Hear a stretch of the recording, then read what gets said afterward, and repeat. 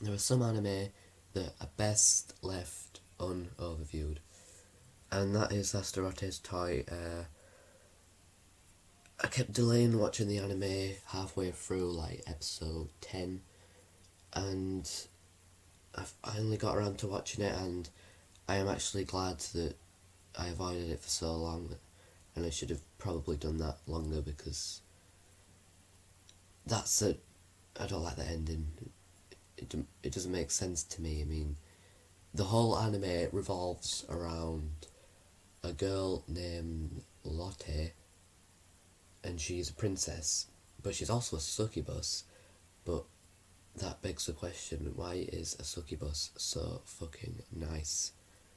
Like, she's just nice to mainly everyone, and even if she's rude sometimes to Naoya, whatever his name is, she still should be. If she's a succubus, she shouldn't be like nice and sweet and stuff. She should be like evil and stuff. I don't really get that part.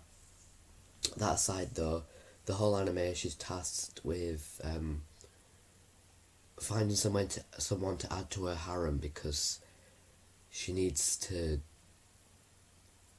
Yeah, she needs to suck someone. It's never implied what that actually means, but I assume it means either sex for succubuses or blowjobs for succubuses. They never actually say, but hell, there's one scene where the Judith or whatever she's called, like, gives Nayo a hand job, and you don't actually see it, but you see under the covers there's some activity going on, if you know what I mean.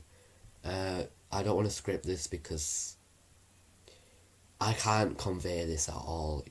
I didn't pay attention to the plot. Like, the first 4 episodes were just great, but soon it turned into filler because you've got to ask yourself, alright, if the whole premise revolves around her trying to grow up and fuck someone, then why wasn't she fucking Naoya?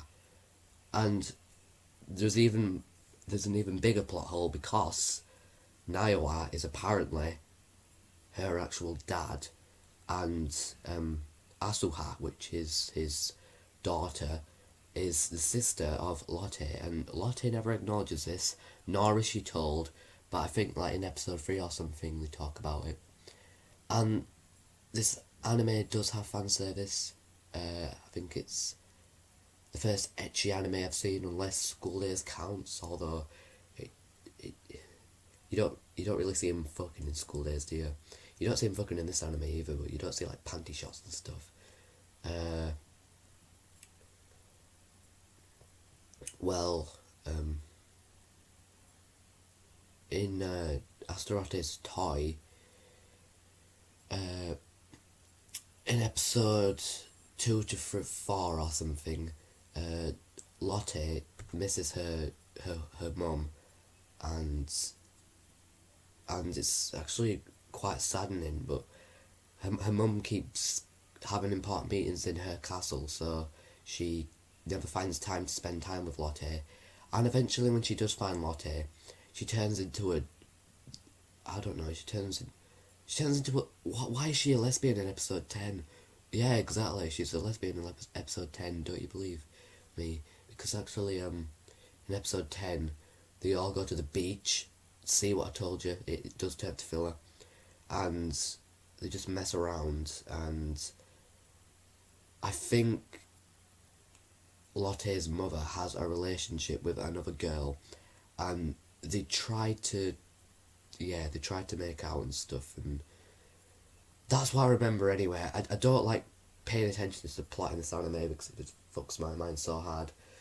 And on the final episode, it's revealed that I'm not sure because I can't be asked watching this series again just to confirm this, but I think the last episode dismissed the entire series entirely because there's like a little mark on Lotte, which is a sign of her dying if she doesn't get to chew, which means suck, which is still never explicitly stated.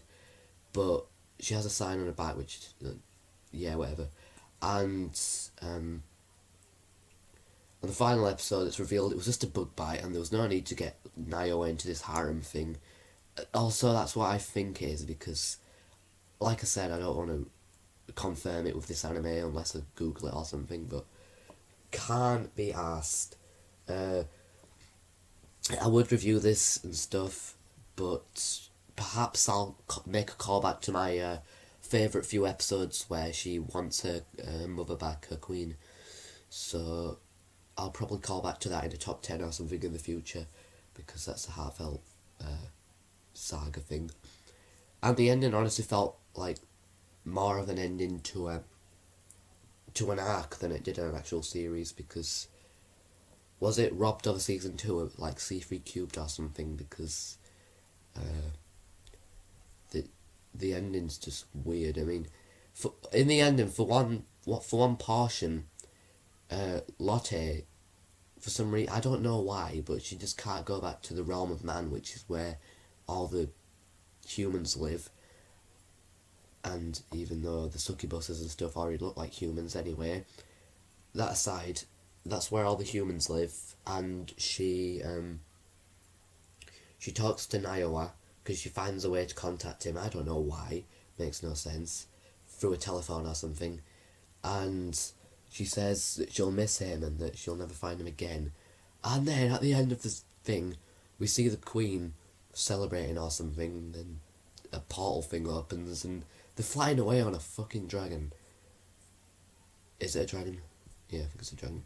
Why did I have to ask that? Anyway, it goes back to her, and that's how it ends. They hug. That's it. It ends. There's no kissing or anything. That said, it would be kind of perverse if they kissed. And also, why was he going on a date with her in episode 12 anyway? Because she's supposed to be his daughter, I think. But if you weren't aware, the Queen is revealed to be Naoa's wife, I think, that abandoned him. But I don't even fucking understand this. But I'm just making this to acknowledge, so that I can tell everyone that this is the anime I've seen recently, and here's my impressions on it. And I think, fuck, it's so confusing.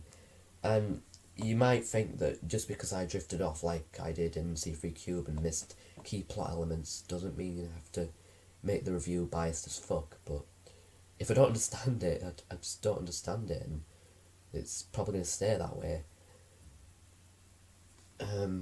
It's unscripted because, like I said, I can't convey my ideas into a script because some scenes are likes and most scenes are just filler.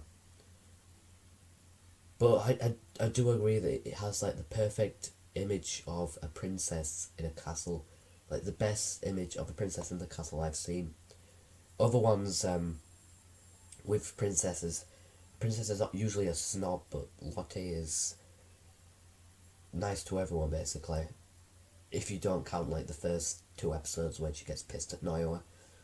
But here's the thing, right? Naoa, she doesn't know him. He's just dragged from another world because Judith, who wants her to get the suck or whatever it's called, goes to the realm of man, which is where the humans live, and drags out a random human. Yep, that's exactly what happens, and brings him back. And at first Lotte is uncomfortable with talking to him, but eventually she begins to get a little weird, calling him things like her toy, which also spawns the name of this anime.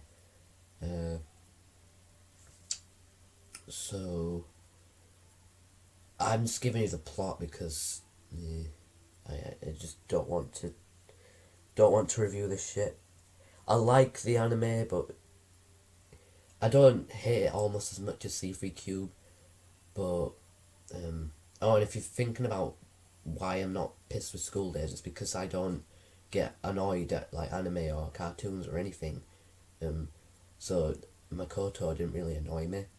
So I'm fine with School Days. Although the ending is kind of shit. But that's basically it. I'm debating whether to review Toradora or Dragon Ball next. I already started Toradora when I was halfway through this anime because I could not be asked finishing this anime, and I wish I didn't finish it actually, because the ending's just makes no sense. But we established that anyway. So, Toradora first 4 episodes, yeah, I didn't really enjoy it, but maybe it's because I still had that desire to finish Astarotte's toy, even though I kept holding off watching it. Maybe it's because I knew I had to review it, and I feel like I'm forcing myself to review things, so maybe I'll just do it at my own pace. And with that out of the way, expect top 10s and stuff. I plan to make something to do with Mario Kart that's top 10 based. Obviously, you're going to know what kind of top 10 it is. I mean, it's a dead giveaway. I'll just tell you. It's top 10 Mario Kart tracks. It could be extended to top 15 or top 5, who knows. But thanks for watching, and I hope you enjoyed this impression video on Astarotte's toy. And yes, I will be making a callback to this anime on a few top 10s, but for now, that's it.